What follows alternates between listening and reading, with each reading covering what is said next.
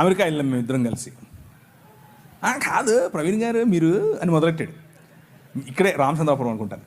ప్రవీణ్ గారు మీరు ఏంటండి మీరు అని 1-2 సార్లు నన్ను కొంచెం గెలికాడు.